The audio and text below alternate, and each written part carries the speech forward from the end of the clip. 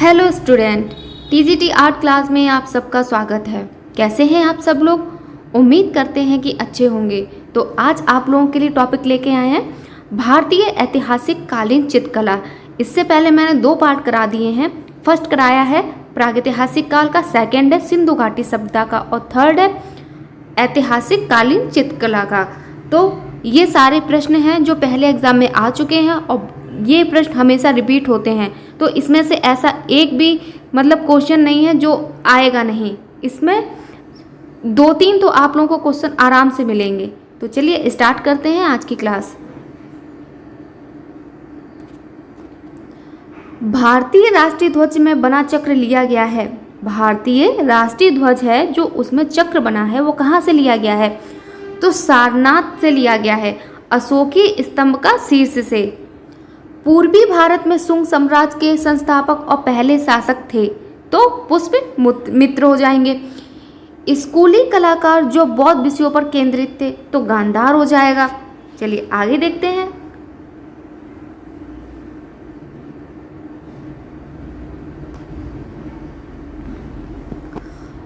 वह सम्राट जिसने धर्म और दर्शन पर अपने विचारों की व्याख्या करने के लिए पत्थर का उपयोग करना शुरू किया तो कौन हो जाएगा? अशोक हो जाएंगे।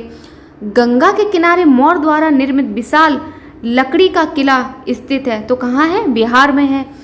अश्वमेध यज्ञ के समय श्री राम ने स्वर्ण प्रतिमा का निर्माण करवाया तो किसका करवाया था? तो सीता का करवाया था।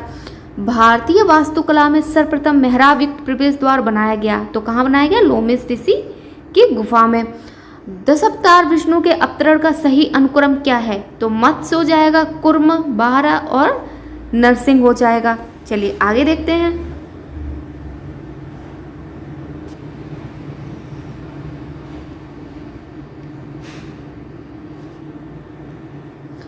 सुल्तानगंज से प्राप्त गुप्तकालीन बुद्ध प्रतिमा की भावभंगिमा है तो क्या हो जाएगी? अभय मुद्रा हो जाएगा।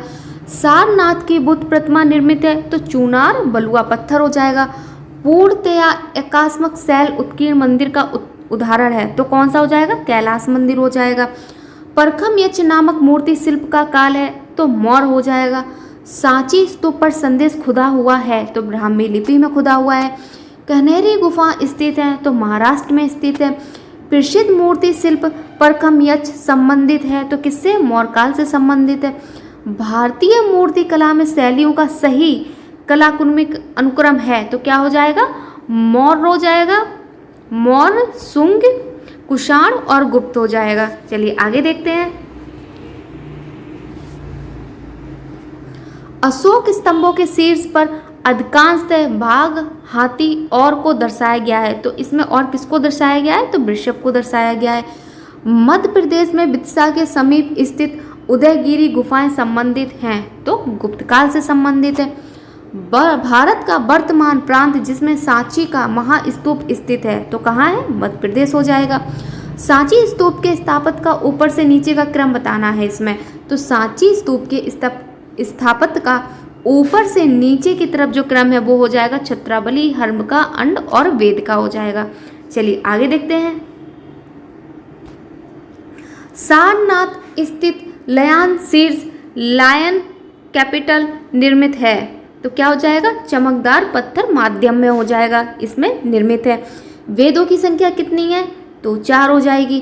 प्राचीन नालंदा विश्वविद्यालय स्थित है तो बिहार राज्य हो जाएगा। चित्रकला का प्राचीन नाम था तो क्या था? शिल्प था। अग्नि पुराण में कलाकार को कहा गया है तो क्या कहा गया? योगी कहा गया है। हिंदू धर्म से संबंधित कला दर्शाती है तो उदयगिरी की गुफाएं हो जाएगा। गौतम बुद्ध की जन्म स्थली है तो क्या हो जाएगा? लुम्बिनी हो जाएगी। जैन धर्म के संस्थापक एवं प्रथम तीर्थकर थे तो ऋषभदेव हो जाएंगे। चलिए आगे देखते हैं। गांधार कला पनपी थी तो कुषाण काल में पनपी थी। पौराणिक रूप से चित्रकला की उत्पत्ति संबंधित कथा का वर्णन मिलता है तो किसमें मिलता है? चित्र लक्ष्मण में मिलता है। आदिकाल की चित्रकला मानी जाती है तो 3000 ईसा पूर्व से 50,000 ईसा पूर्व तक मानी जाती है। कनिष्क मूर्ति बनी थी तो कब बनी थी? कुषाण काल में बनी थी। नालंदा विश्वविद्यालय था तो बिहार हो जाएगा। गौतम बुद्ध ने निर्माण प्राप्त किया था तो कुशीनगर हो जाएगा। मूर्ति कला की वह शैली जो ग्रीक रोमन कला से प्रभावित रही है तो कौन सी रही है? गांधार रही है। चलिए आगे देखते हैं। वेदों की रचना हुई थी तो संस्कृत भाषा में हुई थी। भगवान बुद्ध ने पहला उपदेश दिया था तो कहाँ दिया था? सारनाथ में दिया था। इंडो आर बोला करते थे, जो इंडो आर बोला करते थे वो कैसी भाषा बोला करते थे? तो वो संस्कृत भाषा बोला करते थे। पल्लव कला के अंतर्गत विकास हुआ तो किसका हुआ? महाबलीपुरम कला केंद्रों का विकास हुआ। खंडगिरी तथा उदयगिरी स्थित है तो उड़ीसा हो जाएगा। अब हम लोग देखते हैं मौर्यकालीन स्तंभ और मूर्ति कला के बारे में पढ़ते हैं। कुषाण काल के दौरान पल्लवित पुष्पित बौद्ध स्थल है तो क्या हो जाएगा? संघोल, पेशावर और कंकाली टीला मथुरा हो जाएगा। संघोल, पेशावर और कंकाली टीला मथुरा हो जाएगा। अशोक के पोते दशरथ ने निर्माण करवाया था तो किसका करवाया था? गोपिका गुफा का निर्माण करवाया था। बराबर और नागार्जुनी पहाड़ी पर नक्काशी हुई है तो 5 गुफाओं की हुई है। प्रसिद्ध मूर्ति शिल्प परखम से संबंधित है तो मौर्य काल से संबंधित है। भारत का वह वर्तमान प्रांत जहाँ सांची का महास्तूप स्थित है तो मध्य प्रदेश हो जाएगा। पशु आकृति युक्त मोहरें पाई गई हैं तो मोहनजोदड़ो हो जाएगा। मौर्यकालीन निर्मित अशोक स्तंभ पर प्रभाव है तो ईरान का प्रभाव है। अशोक कालीन स्तंभ के शीर्ष पर आकृतियां हैं तो किसकी आकृतियां बनी हैं? तो पशुओं की आकृतियां बनी हुई हैं। चलिए आगे देखते हैं। सम्राट अशोक राज्य पर चढ़ाई के बाद बौद्ध बने थे तो मतलब कि सम्राट अशोक थे राज पर, मतलब कि किस राज पर चढ़ाई के बाद बौद्ध बने थे तो उत्कल प्रदेश हो जाएगा। तृतीय बौद्ध संगति का आयोजन किया था तो अशोक ने किया था। चलिए आगे देखते हैं। सम्राट अशोक की राजधानी थी तो पाटलिपुत्र। अशोक कालीन शिलालेखों को पढ़ने में प्रथम सफलता प्राप्त की थी तो जेम्स प्रिंसेप ने की थी। जेम्स प्रिंसेप ने की थी। अशोक स्तंभ बने थे तो चूना रेड स्टोन से बने थे। सांची और भरूच स्तूप बना था तो शुंग काल में बना था। अशोक का वह अभिलेख जिस पर मयूर की आकृति है तो नंदनगढ़ हो जाएगा। बुद्ध की मूर्तियां बनवाई गई तो कनिष्क काल में बनवाएंगी। विश्व का सबसे बड़ा स्तूप है तो जावा हो जाएगा। संसार की सबसे पुरानी लिपि तो ब्राह्मी लिपि है। अशोक स्तंभ पर लिखी लिपि है तो कैसी है? ब्राह्मी लिपि लिखी है। चलिए आगे देखते हैं। चैत्य को कहा जाता है, चैत्य को कहा जाता है तो क्या कहा जाता है? चैत्य को पूजा घर कहा जाता है।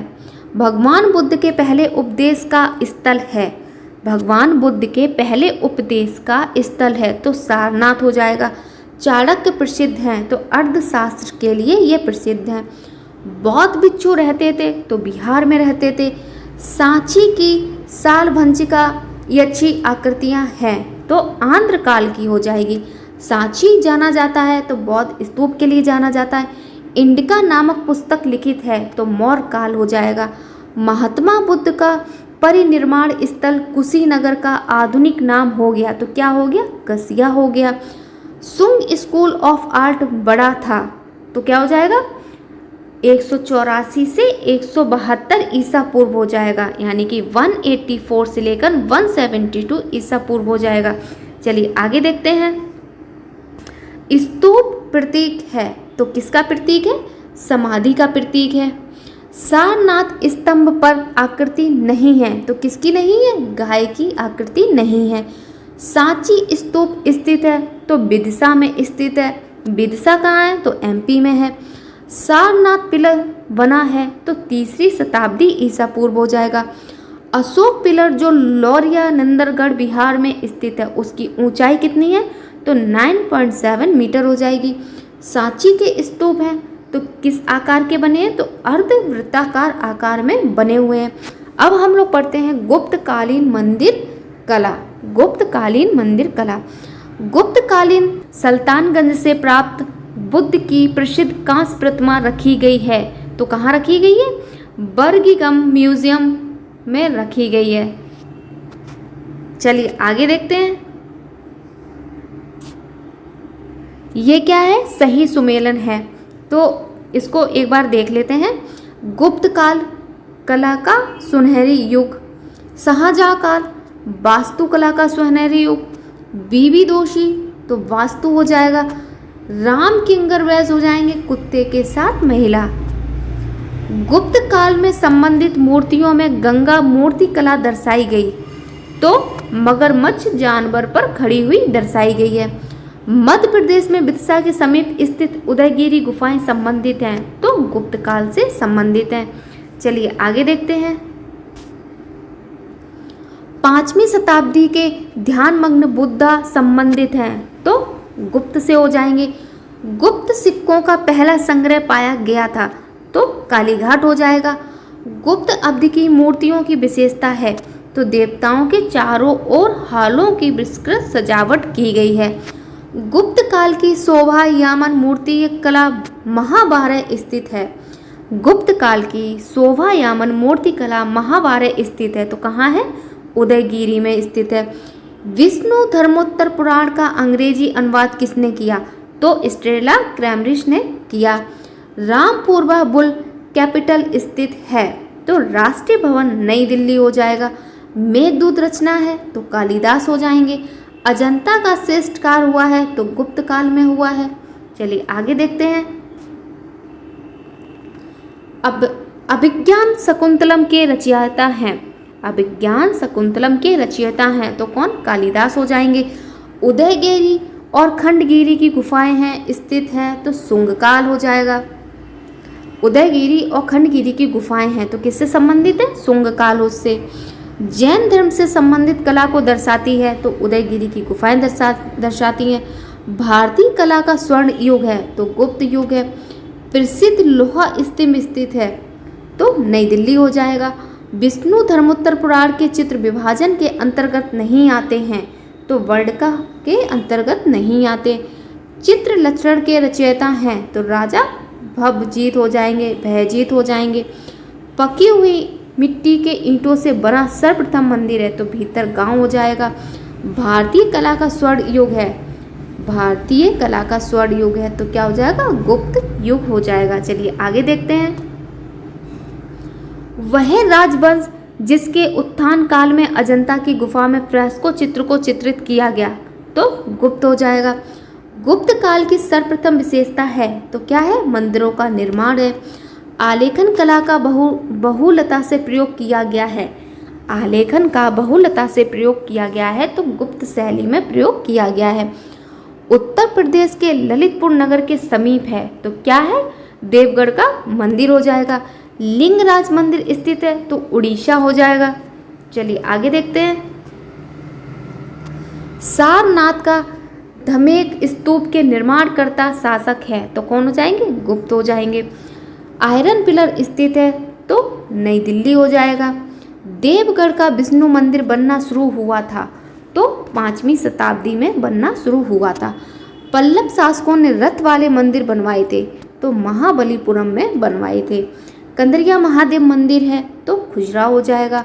गुप्त काल की सर्व प्रमुख विशेषता है। गुप्त काल की जो सर्व प्रमुख विशेषता है वो क्या है? मंदिरों का निर्माण है।